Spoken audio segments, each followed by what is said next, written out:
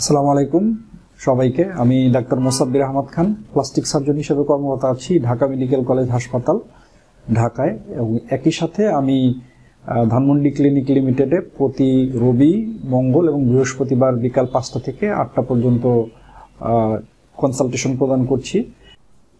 আচ্ছা, পোড়া রোগীদের বিষয়ে যদি কথা বলতে চাই, আপনারা জানেন এখন তো শীতকালে হচ্ছে এমনিতেই হাসপাতালগুলিতে পোড়া রোগীর সংখ্যা অনেক বেশি বেড়ে যায়। আর আমাদের দেশে কিন্তু পোড়া রোগীর চিকিৎসার যে চিকিৎসা ক্ষেত্র সেটিরও স্বল্পতা রয়েছে। দেশের যে মেডিকেল কলেজগুলি রয়েছে সেই মেডিকেল কলেজগুলিতে বার্ন ইউনিট রয়েছে, তবে ঢাকার বাইরে সেই সমস্ত মেডিকেল কলেজের বার্ন ইউনিটগুলি কিন্তু ঢাকার মতো অতটা ফাংশনিং নয়, সেখানে লোক বলের প্রচণ্ড অভাব রয়েছে।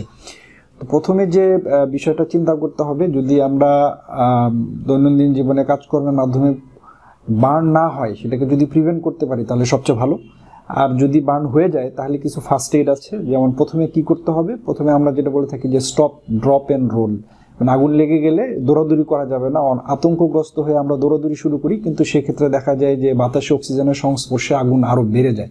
সেক্ষেত্রে কাছাকাছি যদি কেউ থাকেন তবে তিনি চেষ্টা করবেন যে আগুন নিভিয়ে দেওয়ার জন্য, এবং সম্ভব হলে একটি বড় কম্বল বা কাঁথা জাতীয় একটা কোনো কিছু যদি আপনি আগুন লাগা ব্যক্তির শরীরে তাকে জড়িয়ে ধরেন তাহলে আগুনটি নিভে যাবে। আর যদি কাছাকাছি কেউ না থাকে তাহলে সেই ব্যক্তি যেটা করবেন সেটা হচ্ছে মাটিতে শুয়ে পড়বেন এবং দ্রুত গড়াগড়ি খেলে আগুনটি নিভে যাবে। এর পরবর্তীতে তার আগুন লাগার যে কাপড় আছে যেটি পুড়ে গিয়েছে সেটি শরীর থেকে দ্রুত সরিয়ে ফেলতে হবে এবং তাকে আগুন লাগার স্থান থেকে সরিয়ে ফেলতে হবে। এবং প্রথম প্রাথমিক চিকিৎসা হচ্ছে পানি এবং পানি।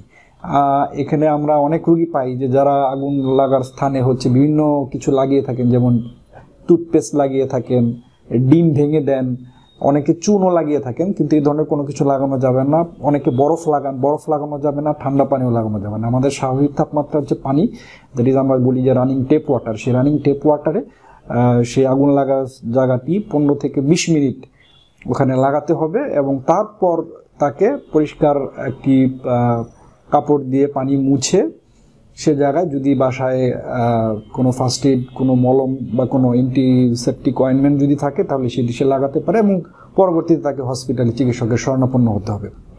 এবং বড় ধরনের পড়ার ক্ষেত্রে দেরি করা যাবে না, দ্রুত হসপিটালে চিকিৎসা করতে হবে। এবং মনে রাখবেন যে হসপিটালে যে সমস্ত চিকিৎসা আমরা দিয়ে থাকি, আগুন লাগা রোগীর চিকিৎসা যদি যত দ্রুত শুরু করতে পারবো তার আউটকাম তত ভালো হবে।